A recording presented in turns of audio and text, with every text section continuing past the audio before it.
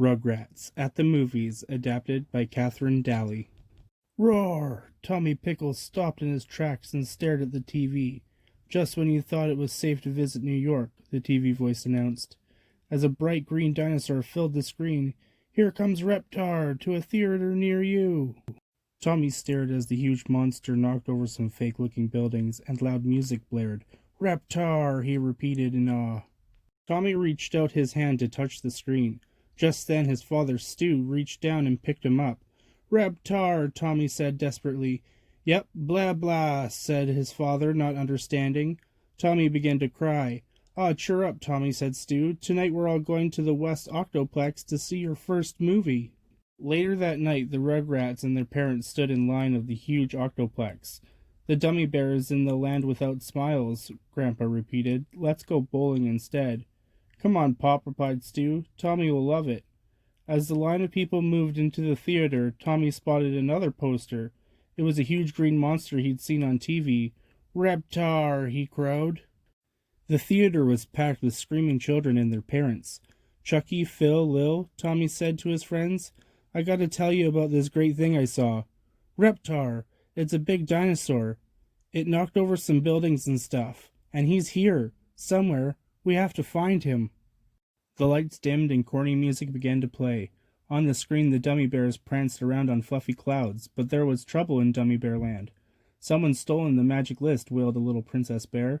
"And without our list of sad little boys and girls, this will become the Land Without Smiles." "Land Without Brains is more like it," snorted Grandpa. "Shh," said all the grown-ups. They didn't want to miss a word.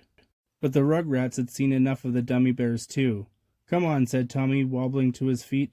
"Let's go find Reptar."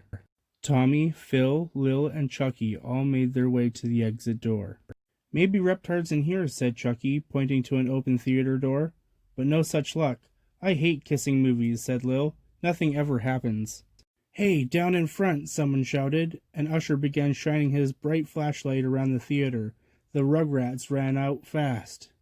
"Pop, pop, pop. What's that noise? Could it be Reptar?" Tommy, Chucky, and the twins followed the popping sound straight to the refreshment stand. "Beanie boards are by far the coolest," said one of the guys working behind the counter. He was holding up a picture of a skateboard. "You lie. Beanies are bogus. Grody boards rule," said the other as the Rugrats walked past. "You lie. Beanies are bogus. Grody boards rule," said the other as the Rugrats walked past. The two guys never even saw them. "Reptar?" Tommy jumped into a popcorn machine. He threw handfuls of popcorn all over the floor. "Where is he?" Phil and Lil found the soda machine and started pushing its buttons. Grape and orange soda spilled all over the floor. Then they moved on to the ketchup and mustard dispensers. It was fun seeing how fast they could squirt stuff. Chucky stood in a corner eating candy bar after candy bar. Then Chucky wandered off and discovered a staircase. At the top there was a flickering light. "Hey Tommy," he shouted, "come look at this. I think I found Reptar." Following the flickering light, the Rugrats made their way to the projection room. The man running the machines was reading a comic book and didn't notice them at first. There were lots of projectors set up in front of tiny windows. Giant spinning reels of film filled the room. "Spaghetti merry-go-round," cried Tommy. At last the Rugrats spotted him, the snarling green monster. "Reptar!" Tommy shouted. All four Rugrats squeezed in for a better look. Phil accidentally stepped on one of the giant reels of film. "Whoa!" Phil yelled as he went round and round on the reel. "Hey, let me try!" cried Lil. Soon all the Rugrats were spinning around wildly. "Whee!" cried Chucky. Finally, the guy in the projection room looked up from his comic book. "Yeah!" He let out a blood-curdling scream. The room was a mess. Film was everywhere. "Oh no!" the guy yelled. "The Dummy Bear film is going to jam!" As he struggled to clean up, the Rugrats crawled out of the door.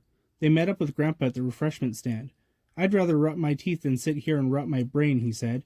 "Guess you little sprats had enough of the brainless bear adventure too, eh? Well, I got us some candy anyways." They returned to the theater. When they got back, the Dummy Bear movie was almost over.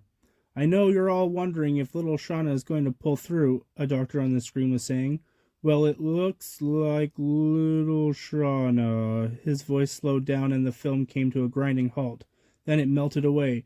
"Ah!" groaned the audience. Click! The lights went back on. The Rugrats were sitting quietly on the carpet, just like they were when the movie began. Everyone was upset about the disaster at the Octoplex. It just isn't fair, said Stu on the ride home.